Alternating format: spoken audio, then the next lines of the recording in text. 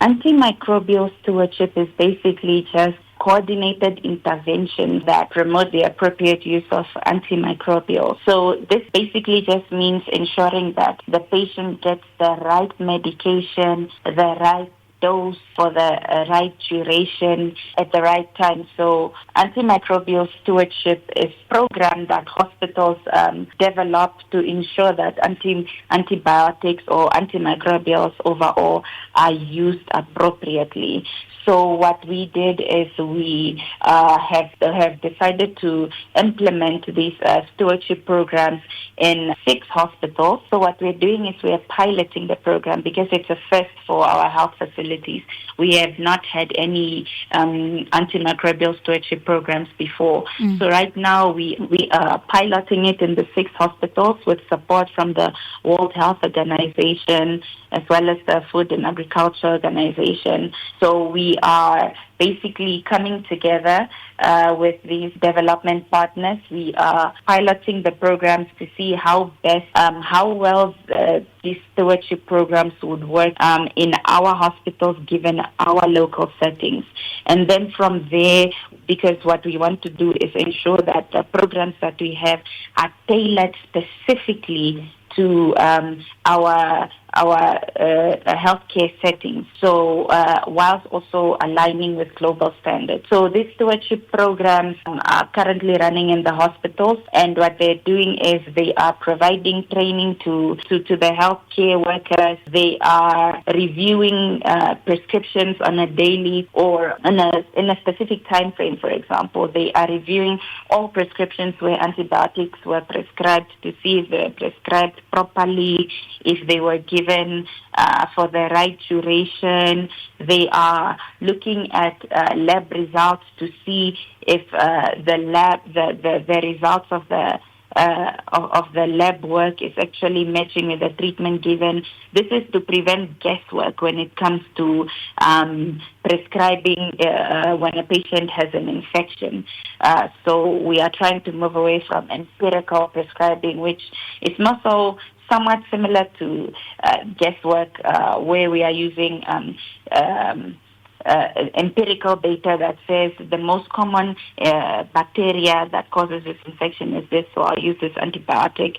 We want to move away from that and ensure that we use a test and treat approach where we are 100% sure that if you have this infection, what is the bacteria that is causing that infection, and the medication that we have, is it going to work for that? So they also look at infection prevention and control. This just means ensuring that the hospital is free of any type of germs that could actually affect patients. Where you come into the hospital, you came in for one issue, one medical issue, and then you find you're seeing an infection in the hospital because infection prevention and control measures are not properly implemented. So they also look at such things. So they're just ensuring that there is proper hand hygiene, there's proper cleaning, there's proper isolation of patients that have any sort of resistant infectious diseases, so forth. So that is basically what is currently happening in the 6 hospitals where the AMS programs are being piloted. So those are just an overview of some of the activities that are happening in the stewardship programs in the hospitals right now. Antibiotic misuse is a key driver of AMR. How is the working group addressing public awareness and education, especially at the community level? Public education is a key priority for us because awareness is one of the pillars of our National AMR Action Plan. So right now, what we have been doing is basically educating our healthcare workers on antimicrobial resistance. We have been working with the universities, especially more so the University of Namibia, where we have been trying to ensure that the antimicrobial resistance is properly incorporated into the curriculum of of the healthcare workers.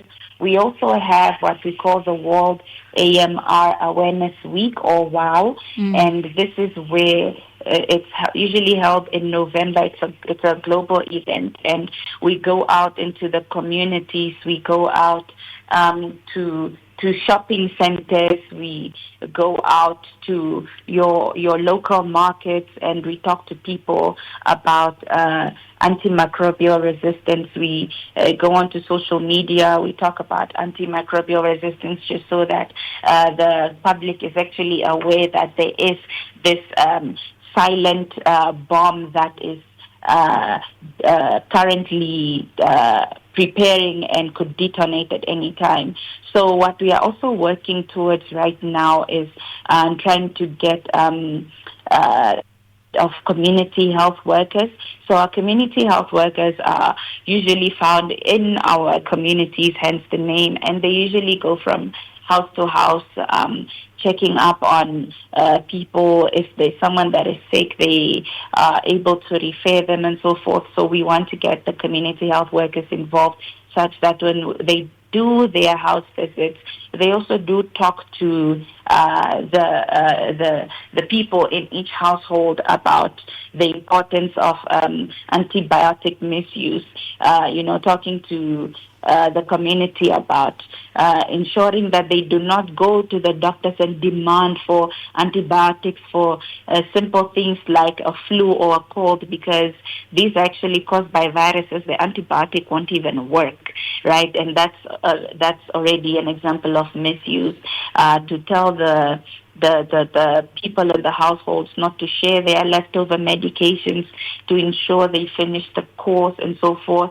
The Ministry of Agriculture also works very closely with the farmers, and they usually have a lot of farmers forums and stakeholder meetings where they talk to the farmers about the importance of responsible antibiotic use and ensuring that there is what you call a withdrawal period from when they give medication to their animals versus the time that it goes for slaughter, just to make sure that we are not consuming residues, and how to handle the leftover medication so it doesn't end up in the soil, things like that. So there is a lot that we are doing on when it comes to public awareness and education. Of course, there is still more to be done, because at this we haven't necessarily reached everybody yet, and that is why the AMR week, as much as it has to do with awareness, we want to go beyond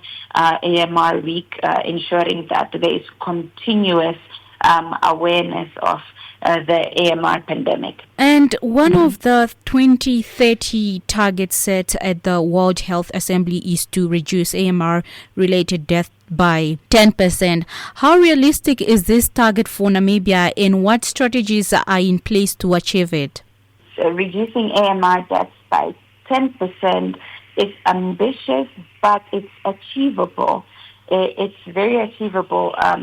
For one to reach such a target, we are definitely trying our best right now to develop proper surveillance systems in place, because surveillance means that we having the capacity to pick up any trends if there's a rise in resistance patterns for a certain bacteria, for example. A surveillance system means that we are able to pick it up very quickly before it even becomes a bigger public health concern. So we are working with development partners. We are working with WHO. We are working with international organizations like the Robert Koch Institute, the Friedrich Loeffler Institute right now. We are trying to develop integrated surveillance systems that are able to pick up any trends in resistance, not just in humans, but in animals as well. We are busy scaling up the stewardship programs, like I mentioned before, since we are even busy piloting it. We are getting the technical working group to be even higher by turning it into the steering committee, so that ensures political will, where we are able to, of course, secure funding for a lot of the activities that we have going, because surveillance is a very big project that requires sustainable funding. We're also looking at cross-sector and cross-border collaboration and also getting the public involved. So we have multiple strategies in place. We are busy developing the revised version of our National Action Plan, since the first one was actually developed 2017 and it has lapsed. So now we are developing a new one, and we are definitely also trying to incorporate all these strategies into the new National AMR Action Plan, just to ensure that we have political support, we have sustainable funding, and that we have the public's backing in ensuring that we reduce the deaths by 10%. Like we said, it's not something that we can do alone. Everyone has a part to play, and so for this we need everyone on board. So it's ambitious, but it 100% is achievable. And finally, what message would you like to share with Namibians regarding the role we all play in fighting antimicrobial resistance? So just to re-emphasize or echo a few points that I have made before. Firstly, it's antimicrobial resistance, or AMR, global issue. Everyone has a part to play. The ministry can come up with strategies, but they can only be effective when everyone actually plays their role. So whether you are a patient, a parent, a teacher, a farmer, a health worker, a policymaker, or a member of parliament, the responsible use of antibiotics is basically everyone's responsibility.